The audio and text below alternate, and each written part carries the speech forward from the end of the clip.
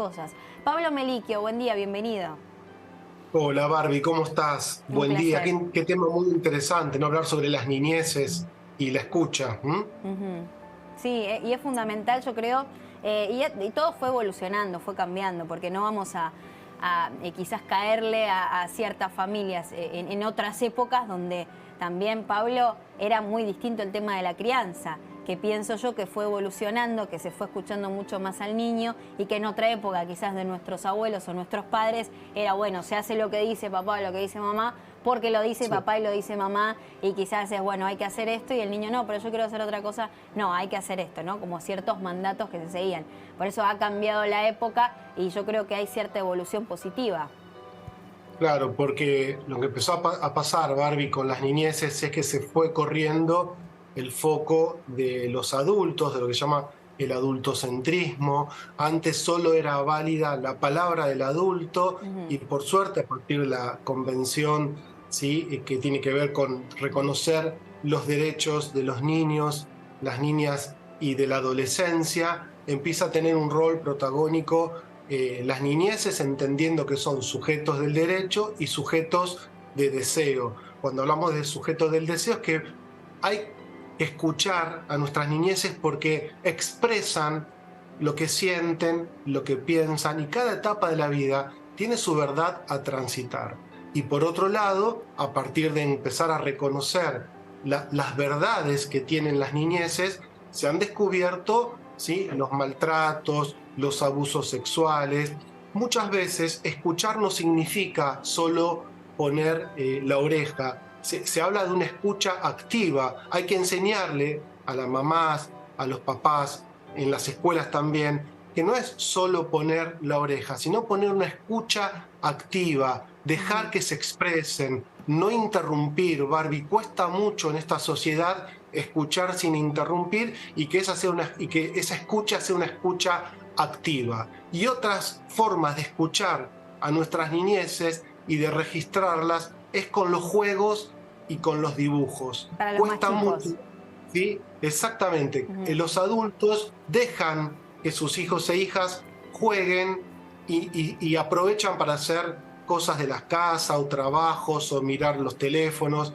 Se están perdiendo un momento que es un tesoro maravilloso, que es cuando juegan, expresan su mundo interior. De alguna manera, los juegos y los dibujos también son el lenguaje de la niñez que hay que enseñar a escuchar y a decodificar a los adultos que, vuelvo a decirte, están entrenados más que para escucharse a sí mismos y no para escuchar a sus hijos e hijas. No, y por ahí es, bueno, es chiquito, el dibujo que hizo, como algo de minimizar a veces el pensamiento de los chicos justamente por serlos, por serlo. Y también igual, Claro. Pablo, te quería preguntar con respecto a esa línea muy finita de escuchar a los chicos y dejar que se expresen y tratar de ver lo que sienten y tratar de cumplir esos sueños y esos deseos que se tienen de chicos, con no poner Sí, límites. Quizás hay muchos padres, yo no lo soy, sí. pero que pueden llegar a confundir esto de, bueno, lo escucho, dejo que sea, pero no le pongo ningún límite. Hay que encontrar cierto equilibrio con, bueno, escuchar, tratar de cumplirle a este chico lo que le aqueja y lo que desea, lo que sueña, pero también que no se pierda esto del límite, de que no haga lo que quiera. Claro, pensá, Barbie, que digamos, la casa es el primer socializador. Si Ujú. una casa sabe transmitir valores, límites, hay escucha, hay palabras, vas preparando a esas niñeces para que empiecen a la segunda instancia, que es la escuela, que sería el segundo socializador. Una casa donde hay amor no quiere decir que no haya límites, Ujú. ¿no? Lo que pasa es que también los límites, por suerte, fueron cambiando. Antes el límite era un grito o un chirlo. Hoy el límite es invitar a pensar. Puede haber un lugar de la casa, un rincón, una silla donde le puedes decir a tu hijo o hija: mira, anda un ratito a pensar lo que hiciste y Y trata de explicar quizás, evaluar, ¿no? explicar lo que es, pero también dejar, porque cuando vos Ujú. explicás está muy bien, pero directamente a veces bajás una línea. Y Ajá. muchas veces esa niña o ese niño entienden que lo que hicieron no está bien y hay que dejar que exprese, que entienda, Que que lo interprete reflexione. por sí mismo. Sí, ¿Qué invitar es a lo que que, hizo mal? exactamente, ahí vas criando niñeces que a futuro vas a tener, ¿sí?, un adolescente, un adulto más seguro de sí mismo, porque aprendió a reflexionar y a expresar cuando se equivoca y a expresar lo que siente, ¿no? Porque a veces enseguida los adultos se enojan, gritan, ponen límites y nunca dicen, bueno, a ver, ¿qué pensás? ¿Por qué hiciste esto? Cuesta mucho la pregunta y la escucha. Pablo, buen día. Matías Rufet te saluda. Me Hola, quedo con Matías. esto que marcabas de que muchas veces nos ocurre, soy papá también, y que a veces uno, no sé, o está cansado, lo que sea, tiene esto de, no, bueno, no hagas esto, y como si fuese punto y ya está. Y la otra vez, Sí, leyendo justamente un libro que le gusta a mi hija, se llama La vaca se empaca, y lo que le van contando ahí en algunas situaciones es como distintos animalitos que se encuentra, que cuando alguno de los animalitos se manda alguna macana, digamos, o hace algo, o se siente enojado, frustrado por algo, tal vez los grandes reaccionan con gritos y los hacen sentir sí, aún peor. Y lo que sí, planteaban en algún momento, cuando va dejando algunas semblanzas sobre otras maneras de cómo poder proceder, hablaba, por ejemplo, de una abuela que en vez de castigarlo o de gritarle a uno de los animalitos de esta granja, lo deja sentir eso, lo deja sentir su frustración y después le pregunta por qué o qué le pasa, o que le explique o que si quiere le cuente, digamos, partiendo de este cuento, lo que fui encontrando, por lo menos me lo choqué sí, ahí, Aprendiste es esto con de, La vaca se claro, empaca. decir, con este librito, por eso me quedó tan presente, lo de darle lugar también a que el chico cuente un poco qué es lo que siente, qué es lo que le pasa, y a partir de ahí también uno puede entender un poco más ese momento de angustia que para uno tal vez sea por una pavada, entre comillas, pero que para ellos no lo es. por eso, digamos, me parece que es interesante, viene en esta línea. Hay que escuchar a los niños y a las niñas, hay que dejar que expresen, no hay que censurar y reprimir cuando están expresando, hay que permitir el equívoco es parte del desarrollo y del crecimiento, no hay evolución, no hay aprendizaje sin equívocos, pero lo que van cambiando son las formas de crianza.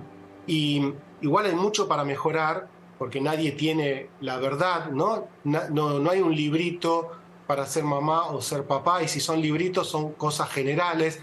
El día a día te va enseñando. Con el primer hijo se cometen un montón de errores, con el segundo quizás menos, pero siempre se cometen errores. Y las mamás y los papás tienen que estar tranquilos que la experiencia de vivir implica, ¿sí?, experimentar con los hijos. Pero lo importante en relación a lo que también decían es saber que la escucha es central no solamente en la crianza, en la vida misma. Están faltando elementos contundentes que tienen que ver con humanizarnos. Nos estamos deshumanizando, y si nos deshumanizamos, ¿qué tipo de crianza vamos a tener? Si no tenemos esto de escuchar y de mirar, de escuchar con atención y de mirar con atención, se nos van a escapar las cosas centrales de la vida, ¿eh? Prestar atención es un acto de amor, porque en general se estima, ¿sí?, en este tiempo lo que se está, digamos, utilizando más que nada es el egoísmo y el narcisismo. Y Pablo. el amor va por otro lado, ¿no? Y en todo esto de que uno va de acá para allá, que imagino que padres que por ahí están entre el trabajo o tienen otro trabajo para poder darle justamente a su chico vivienda, salud, comida, digamos, Sí, está Claro, pendiente. no disponen del tiempo. Claro, no disponen del tiempo, pero nos hemos olvidado también de ser niños. Y no me refiero a padres solos, quizás tíos, tías, Sí. abuelos, abuelas, que comparten mucho tiempo con algún niño. ¿Y qué es lo que decía Mati? Pensaba, ¿no? Se pierde la muñeca, se viene el mundo abajo. Y Claro. uno dice, bueno, claro. te compro otra, te consigo otra muñeca, no pasa nada, es una muñeca. Pero Sí. para uno es una muñeca que quizás ya es adulto, que ha pasado otras cosas y que está preocupado porque tiene que pagar el alquiler.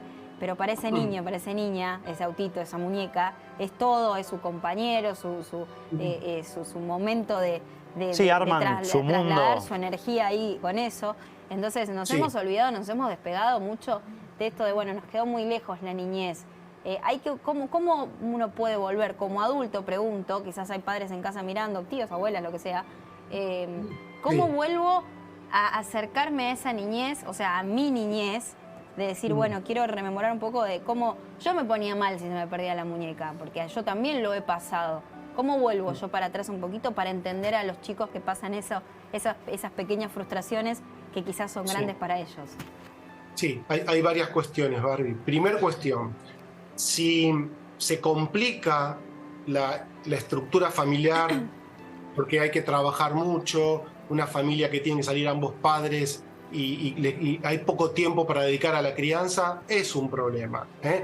Por eso, si se complica, es lógico, a veces hay que trabajar mucho para garantizar el techo y la comida. Ahora, también decidir de manera responsable a la hora de traer un hijo o una hija, saber si se va a contar y si se va a disponer de ese tiempo, porque si no, estás trayendo a alguien para no cuidarlo, no maternarlo, no paternarlo. Decidir con responsabilidad, porque un hijo o una hija necesitan tiempos reales de presencia de mamá y de papá. Si se complica, bueno, es lógico, se entiende, es un momento difícil, pero en lo posible, responsabilidad. Y con respecto a los juegos, vos sabés que Freud decía una cosa muy maravillosa hace como 100 años, que las niñas y los niños y los artistas tienen esa capacidad de transformar el mundo, ¿no? Porque hacen todo el tiempo creaciones y juegos y te remiten todo el tiempo a esa posibilidad de ser creativo, de modificar el mundo, hacer cosas divertidas. Los adultos, ¿sí?, se olvidan de la niñez y se olvidan de la creatividad y se ponen demasiados serios, demasiados preocupados por la economía, por un montón de cuestiones, por el desarrollo personal. Así que conectar con la niñez es conectar con la creatividad. Tenemos que volver a la niñez. No significa que vuelvas a ser un niño o una niña, claro, pero cuando te pones a jugar, de verdad, te pones a jugar con tu hijo o con tu hija o con un sobrino, una sobrina, recuperás esa niñez y esa creatividad. Observando primero y después incorporándote a esos juegos, siempre pidiendo permiso. No hay que ser invasivo con nuestras niñeces. Hay que jugar y ver si nos aceptan en esos juegos. Pero hay que recuperar la niñez, que tiene que ver con la pureza, con la creatividad, con la sensibilidad, con la humanidad que estamos perdiendo los adultos. Pablo, muchísimas gracias, muy claro como siempre, y a reflexionar por ahí cada uno con sus cuestiones y ver cómo puede volver a esa niñez o ese momento de juego para conectar con los chicos. Te mando un abrazo muy grande. Dale, abrazo, Barbie, Matías, todos ahí, que estén muy bien. Gracias, licenciado Pablo Miliquio, psicólogo.